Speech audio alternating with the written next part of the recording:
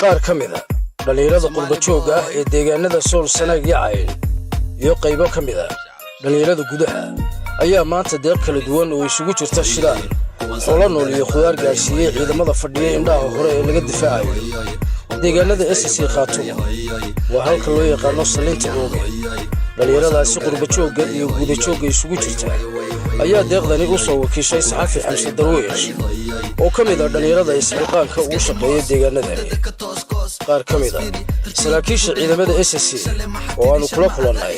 xiriyaha ciidanka qaybo ka mid ah ayaana gudoomay deeqdaasi kala duwan waxaana ay u mahad celiyeen dhalinyaradii deeqdaasi soo dhiibay iyo asxaabtii ay u soo wakiisheen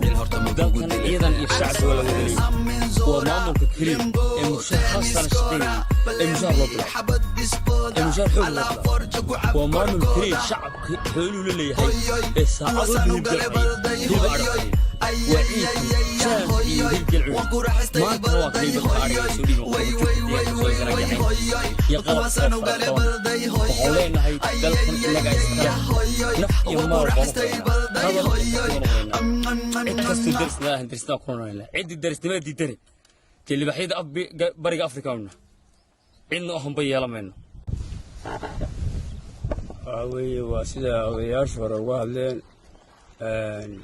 waxa agabkana soo gaaray tol iyo qaraabo iyo dal iyo dunyaba ma hadda ilaah baale waxa weeye waxa loo baahan yahay sidaas oo kale waxa maqan wax joogaba wixii nool inay wadaan hawsha ciidamada iyo dalka iyo dadka walbajoog odayaal wadaado mid kastaba adeegaas dalka lagu xoreynayay in ay sida uu yahay oo loo wado oo u bilaaban yahay ugu bilowday haddana wali ugu soconayo inuusan kii hadhaynahayn mid lagu soo xidhaynahayn uu sidiisii u furan yahay. Assalaamu calaykum.